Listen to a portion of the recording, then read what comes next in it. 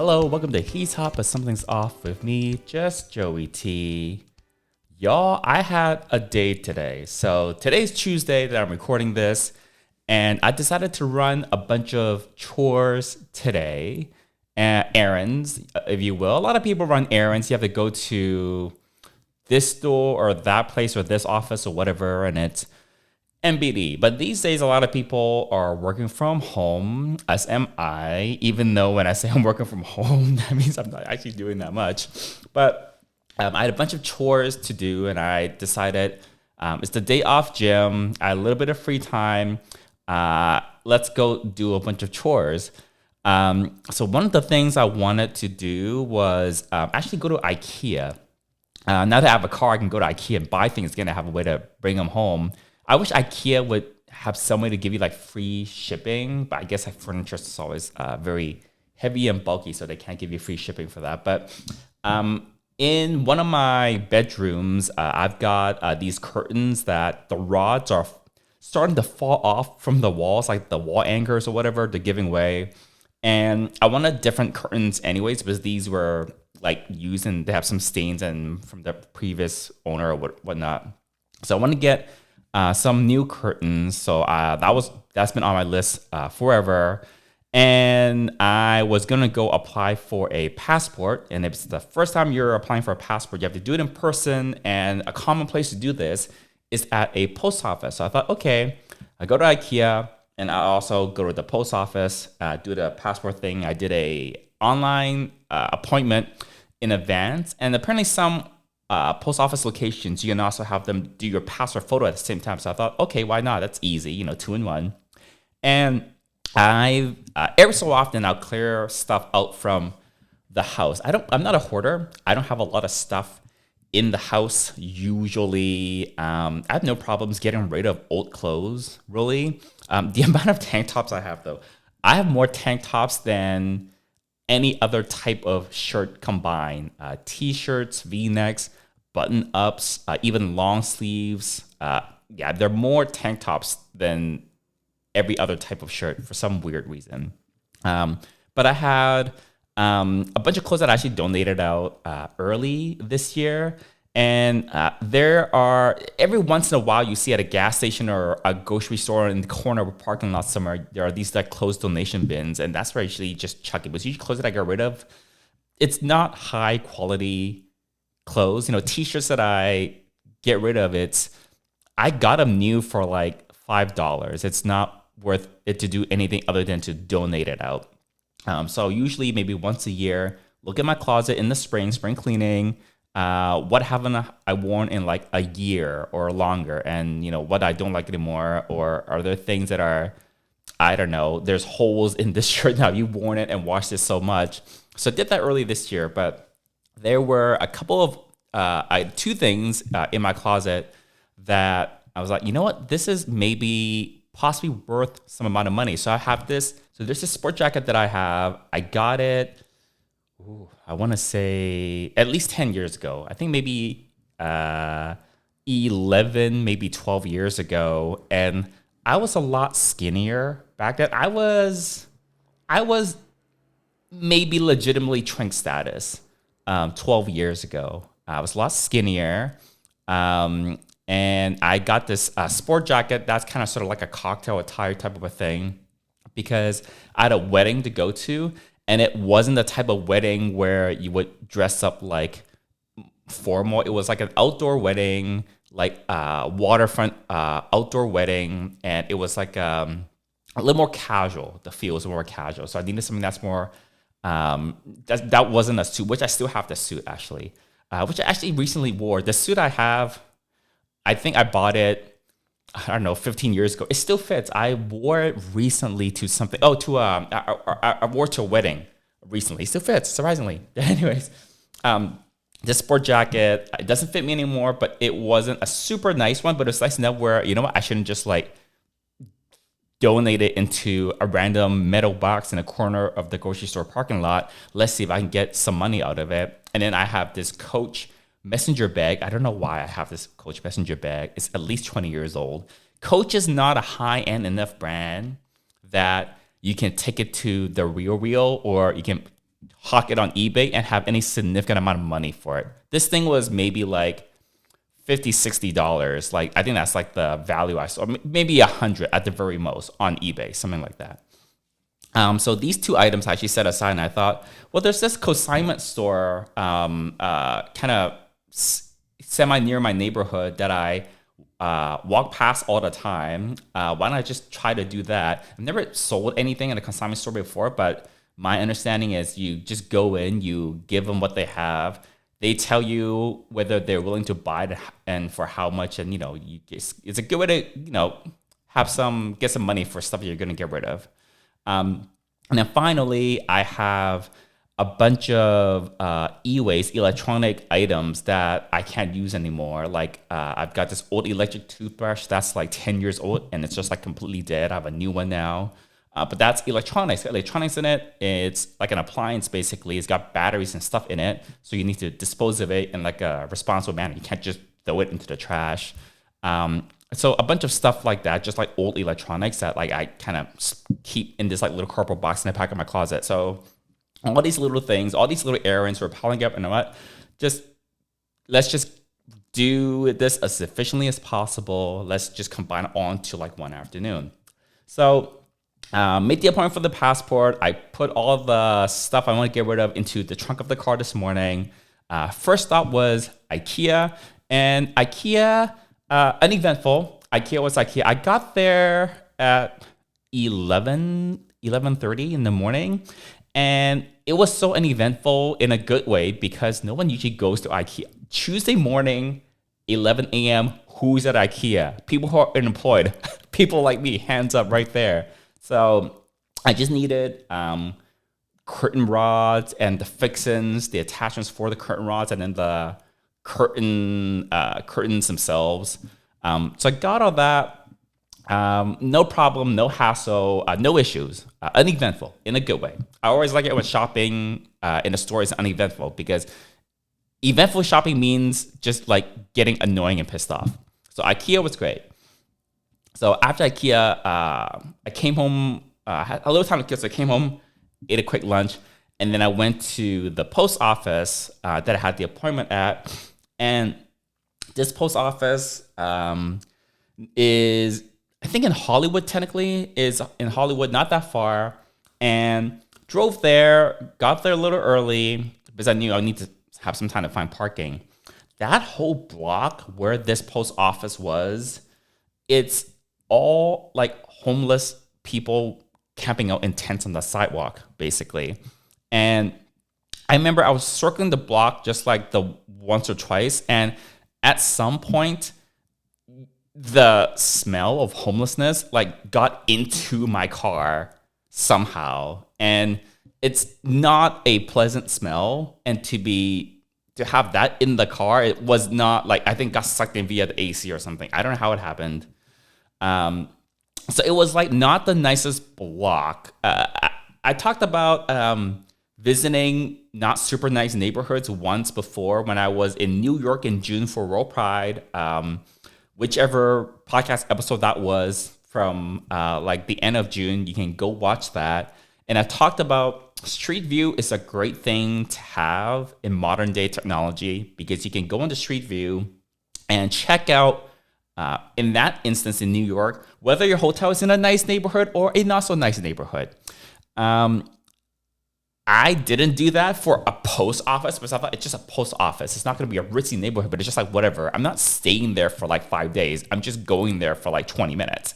So whatever, it wasn't a huge problem. I found parking and I walked inside the post office. And I don't really know how post offices work. But anyways, I walked in and the first thing I saw was this line of like 12 people. So I thought, oh, like I have an appointment, but like I guess I have to go into the line. But the whole time ahead, I was thinking, do I really need to be in a line when I have an appointment? But I saw no signs anywhere. Like I walked in and I looked all around like, is there some sort of like sign for people with appointments to do certain things? I didn't see anything. So I just like waited in line. And as I was waiting in line, I looked up and the paint was literally falling off of the ceiling. Like there was like this big stretch, like probably like 4 feet across of the paint, just like a little hammock that's hanging down from like the drywall. It's like its belly is out, if that makes any sense. Like this dark green paint from the wall is peeling off. And then I looked further up right above me. Oh, it's peeling off there too. It's like, why can't the US get it together for places like the post office, for places like the DMV? They are dilapidated, I think is the accurate term. You know, when like the paint is peeling off of the ceiling in big, huge strips that you measure in feet and not inches, it can't help the morale of the people that work there. And it's not a welcoming environment. It's like, you can't even have paint. Like, paint is not even that expensive, right? And I just think about, I grew up in Vancouver in Canada, and the DMVs, for example, the DMVs are not like bad places to be. Like in the US, every time I've gone to a DMV, it's always like 100 people there sitting on chairs waiting. But when you walk to DMV in the US, most of the floor space that's not behind the counters is just like, you get 200 chairs for people to wait because you have to wait for that long. They put out a ton of chairs for people just to wait around.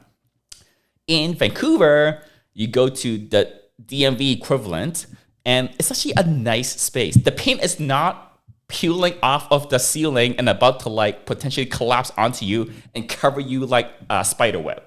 So, you know, a post office, Canada Post, when you go into a post office there, it's not like ritzy, but it's like, it's not like a scary, dilapidated place to be, you know?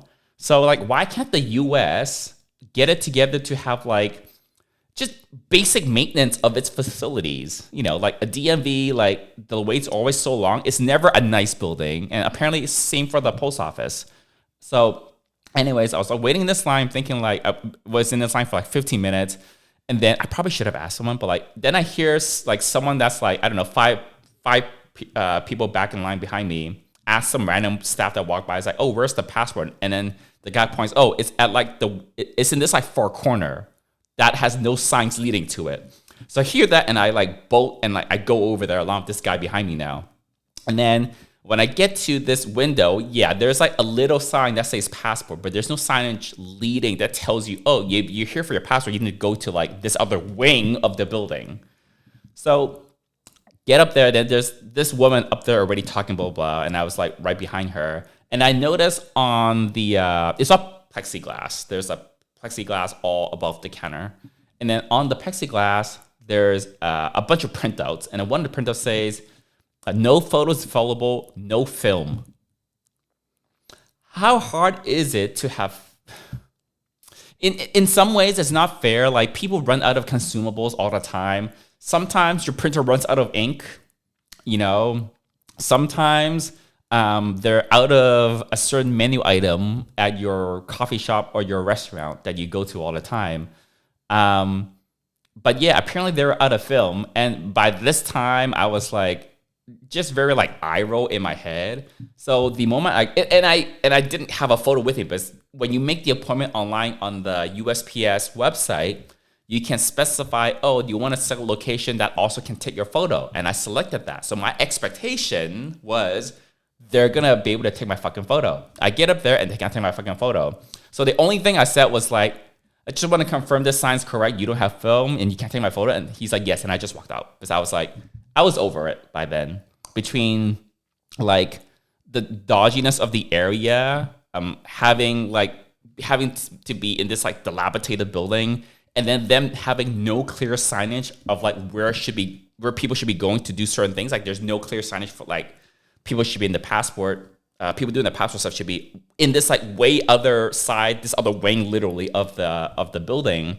I could have been waiting in that line for like 30 minutes or something just for them to tell me you need to be over there, which is poor organization. That doesn't take money or anything. Just have a sign to be like, passport, go over there. Like they should have that sign near the entrance, you know?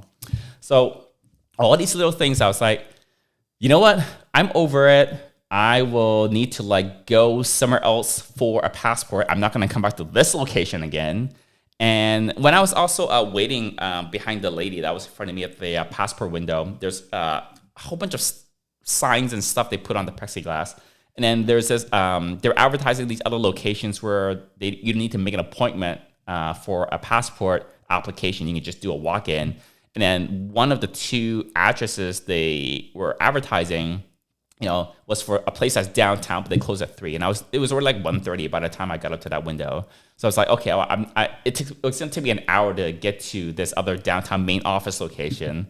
And I don't have an appointment for anything else. So I was like, you know what? I just do this another day, but I sure as hell won't go back to this location, this post office in Hollywood, just because I didn't have a good experience there. So that was that. It was lovely. So the next thing I do, I was like, you know what? I want to do the rest of my chores. The passport is not so important. I have my Canadian passport and I can still go places. I just also want the US passport eventually, but it's not urgent.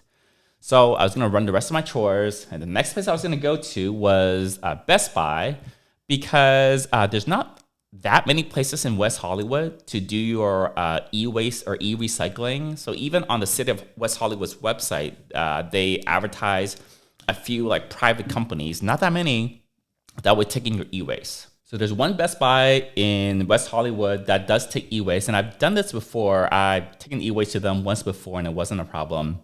So drove to the Best Buy, and I've been this location a few times, and there's actually parking on like the curb right outside where the Best Buy is. And isn't this like little mini mall type of a thing? So it's like a small little shopping center, if you will. But I pulled it in front on the street where the Best Buy was, and I was going a little slow just to like look for a spot. But if you're going like 40 miles an hour, it's hard to spot a spot. So I was like going a little slow. There weren't a ton of cars behind me. So I was like looking, and I see a spot, and right when I see the spot, I pull over, and I pulled over like just right in front of the spot. And then I'm signaling, so I kind of pull over, and I was waiting for other cars to kind of pass me. And while I was doing that, there's this guy that pulls in right behind me and like takes the spot. And I honk, I put my car in reverse, so my reversal lights are on, and like this guy like looks up in front of my car and it like does nothing. I see him in the rearview mirror, and then I honk and I like wave my arms and stuff, and he's like, he clearly he's looking at my car. He knows I honk. He knows my reverse lights on, but like he's parked in the spot. So like the next day he just gets out and just walks away. So like that pisses me off. Like if someone is signaling and pulled over like on the spot, like the back of my car was like on the line. It's like I was gonna back into that spot. So that pissed me off. So I pull out, and luckily they have an underground parking, and there's a ton of spaces there. I just wanted to park on the curb because the Best Buy is like right there on the curb, so I can just walk in and walk out with all this stuff to carry. But that pissed me off as well. So I was like, okay, fine. I'll just like park underground, whatever. Haul all the stuff. They took everything. There's just like one giant battery that I have that didn't take, but like that part was fine. But by this point, I was like, this is like turning into like a not so great day. So the last thing I had to do was drop by this consignment store, also in West Hollywood, to try to sell this messenger bag and this sport coat that I have. And I've never been in any sort of consignment store before. I don't really know how it works. So I walked in there. They have this iPad where you like check in if you want to sell something. And it also shows you who else is in front of you. And there's like 10 names in front of me. And I was like, you know what? I just want to get this done. Like, whatever, let's just do it. So put my name on. And I think I probably waited like, I don't know, 30 minutes before they call my name. The other people that were there, they look like they go there all the time. There were a lot of people with those Ikea bags. You know those blue Ikea bags made of like tarp or whatever that material is that sometimes people have? There were multiple people at the selling section of the consignment store with these blue Ikea tarp bags that were like completely filled with, I assume it's clothes. So waited like 30 minutes, and I was just like hanging out, not doing anything. They call my name, and then they like look at my stuff, and then they're like, oh, like this blazer, we're not gonna take it, but it's like we don't usually really sell those. I'm like, okay, fine, whatever. And then this messenger bag, and then she says, yeah, we'll take it. And how it works is we'll give you 50% of the cost of the bag or what we think we can sell it for, we give you 50% in store credit or $30 in cash. And I was thinking, I'm not going to shop here again. In my head, I'm thinking I'll take the cash. But I said, okay. So you price it is $55 and 30% of that is $16.50. So by the time everything was said and done, I spent like an hour, just like 30 something minutes in the store, driving there and driving back. I spent an hour for $16.50. And I'm thinking, and I try to be, and I haven't had like the best time with like the passport stuff. And then like this guy stealing my parking spot and just like obviously didn't care. I've seen this happen in LA. Like LA drivers, I've learned like are just crappy for like stealing other people's parking spots on the street. But this is like the last chore I was gonna run, and I was trying a little bit to make sure I didn't look pissed off. I wasn't that pissed off, but I was like, it's very easy for me to just like show my emotions without saying anything. Like I wear my emotions on my sleeve like a lot. When I'm not happy, everyone around me can tell. Like all my friends can tell, even without me saying anything. And that's one of the keys. Like if I'm suddenly silent, then I'm pissed off. But anyways, I was like, in my head, I was thinking, I spent an hour and drove all the way here for $16.50. Took some deep breaths.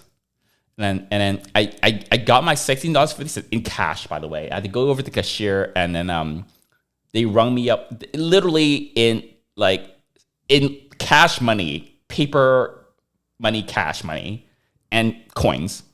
$16.50. And I was like, thank you. And then I very calmly, nicely, gently walked out. And then I was like talking to myself on the street. I was like, I spent an hour for $16.50. It's more than like the minimum wage these days, I guess. But I was thinking, could I have just sold that bag for like $50 on eBay, even have to spend like, I don't know, $10 or $15 shipping it, but then not have to waste an hour of my life? I was at that level. If any of you guys can relate, like this is not the end of the world, obviously, but like it was wearing on me. The little things have happened throughout the day on my day of running errands. So this is where it went up to a climax. So last week's episode, I told you guys on Santa Monica Boulevard, they're like repaving a whole huge stretch of it, and that they've repaved it, but they haven't painted any of the lane markings.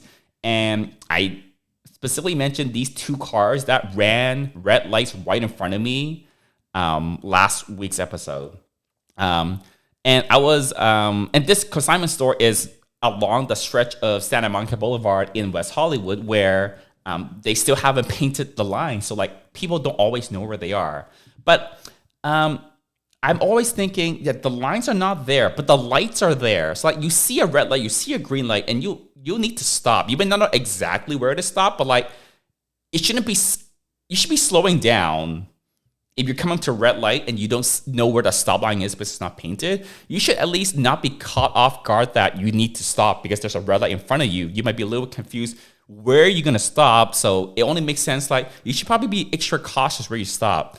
Stop a little shorter than where you think you might need to be, but like, don't whatever.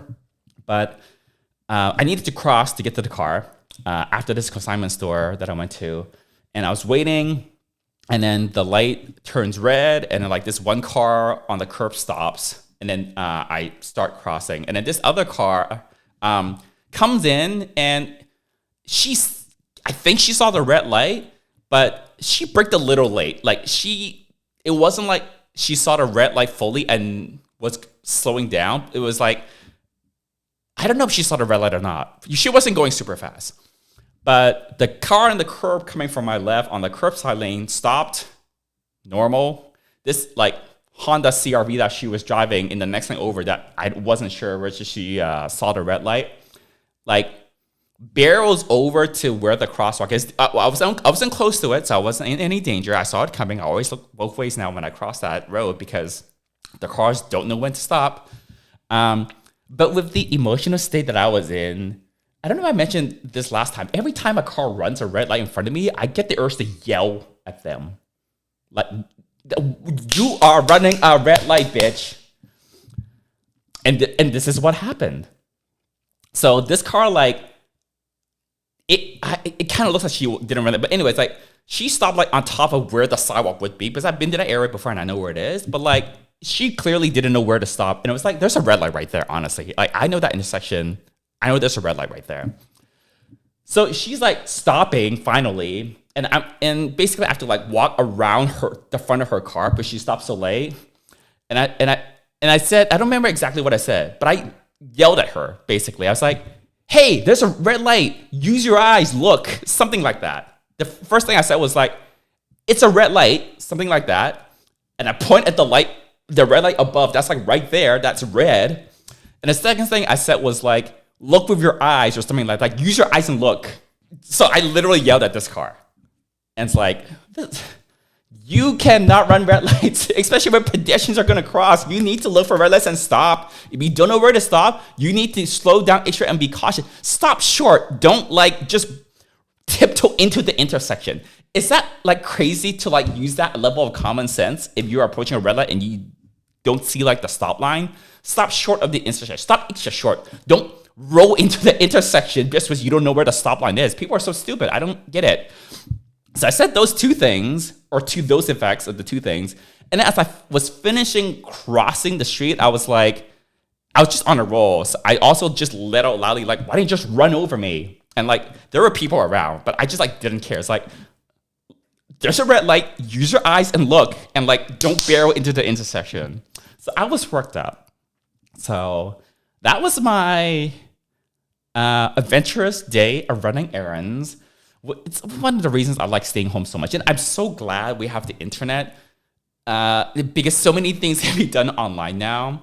And the things I did today were things that you couldn't do online. I could have ordered curtains and stuff online, but I thought I should kind of like going to Ikea to like browse and look at stuff sometimes. That doesn't bother me to go to Ikea usually. And for the curtains that I wanted to get, you know, they're like textiles, they're fabrics, and I want to check out the different ones in person to see which ones I may or may not like. I want to like touch and feel and see them in person, you know? So that's why I went to Ikea. Yeah, but I'm not even sorry for yelling at that car. It's like, I think if I was in like a nicer mood, I wouldn't have. But every time a car runs a red light in front of me or don't see a red light until it's too late in front of me, I'm always thinking, people like you cause accidents. Like it's people like you that run into pedestrians when you don't see a red light. Unfortunately, I've seen way too many people run red lights. Just earlier this week, near around that area, I was walking to the gym. I wasn't thinking about gym, but I was walking by for some reason, for something. And from a distance, I saw a fire truck coming. And then apparently two cars had a T-bone accident at the intersection. And just by looking at where the cars were parked after, I was like, I can guarantee you one of those cars ran the red light and T-boned the other one. And one time, this was 15-ish years ago, maybe a little bit more, back in Vancouver, and I was driving with my mom, and we're stopped at a light, and then I literally watched this Mini Cooper run a red light. Like, the Mini Cooper literally did not see the red light, but there was no braking at all.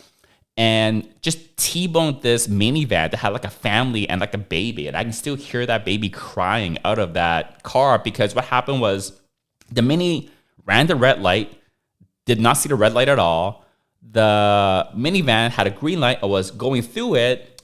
The Mini T-boned this minivan and basically shoved this minivan to have a head-on collision with a light pole. Like, it's horrific to watch. Like, there's this family and a baby in a minivan, gets T-boned, and then crashes into like a light pole, like a solid steel light pole. It's like, that's horrific. I was like 15 or 16 years ago, and I was stopped at the light right at the front. So like, I got like the front row seat to that accident. Yeah, so it's pretty crazy sometimes. I'm very defensive when I drive. Like, I'm always thinking like, the car behind me, does he see me brake? Like, the car beside me, like, does he know I'm about to pass him? Like, I don't expect people to check their blind spots. I don't expect people to pay attention to anything. So people are always on their phones. Yeah, so I'm always very, very like, I just assume everyone on the road doesn't know how to drive. And I honk a lot. I honked like 3 times today. Honked like 3 times today because of all the driving I was doing. So yeah, there's this car that pulled in front of me, turned onto the street right in front of me, and I was going like 10 miles an hour after they pulled out. Like, you can't do that. So anyways, I'm not going to drone on and on about driving because that's a whole other can of worms, and we don't have time for that on today's podcast anymore. For those of you watching the video version of this podcast, again, available on Spotify and also on my YouTube channel, Just Joey T, you'll notice I'm actually dressed up to go do the errands. And I got a haircut. I had long hair for a long time, and I cut it to be pretty short. It's only like, I don't know, a couple inches long now on top. Yeah, and actually, wanted to look presentable for this passport photo, which didn't happen today. Yeah. Then the other thing it wasn't on my list to do today, but it's something I'll need to get used to doing. With the new car is an electric car, so that means I have to charge it and find a charger for it every so often. So I actually drove by one of the charging spots on my way to Ikea at the Walmart that was nearby.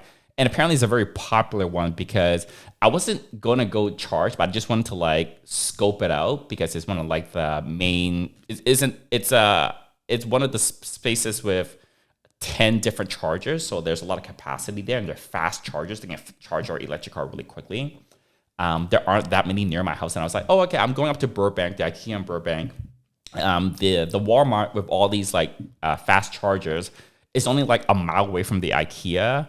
So I was like, why don't I swing by just to see what it's like so I can get like the lay of the land if I ever need to come back here. And I've heard stories that there were long lineups for the chargers at this Walmart in Burbank.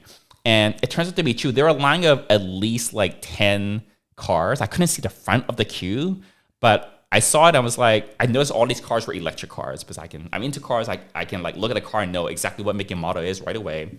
And I was like, oh, okay. So 11 a.m. on a Tuesday, it's busy. I've heard that on weekends is very, very busy, right? Some people who are usually in the office at work during the day on a weekday, I thought, well, those people won't be here, but I mean, everyone else is. So yeah, I can't charge in my apartment because we don't have that in our apartment. Yeah, but that's interesting. Oh my God, imagine I get into a fight or get pissed off at one of these charging stations. I really don't want that to happen. But anyways, this coming weekend, I'm going to go to Vancouver again to visit some family. So maybe I'll have some Vancouver stories for you when I come back. And I'm also excited-ish to go to a Taipei for Pride. It's a little bit of anxiety mixed in with the excitement because it always makes me a little nervous when I don't know the language there. I know Cantonese because I'm from Hong Kong, but Cantonese is not Mandarin. Just because they're both Chinese, is not the same language. They're like effectively different verbal languages. On paper, they are similar-ish, can be the same, but verbal Mandarin and verbal Cantonese is not the same. So, but I know some people that are going, so that would make it a little bit more fun to hang out with some friends there. Yeah, so that's another trip to look forward to at the end of this month. But otherwise, hope you're subscribed to the podcast. Let's see how angry or not angry I get for next week's podcast. I don't know where I'm going to go get this passport thing done, but I'm not going to go to any post office. There's some public libraries and city hall places. I think I'll go to one of those, but I will report back next time. But until then, bye.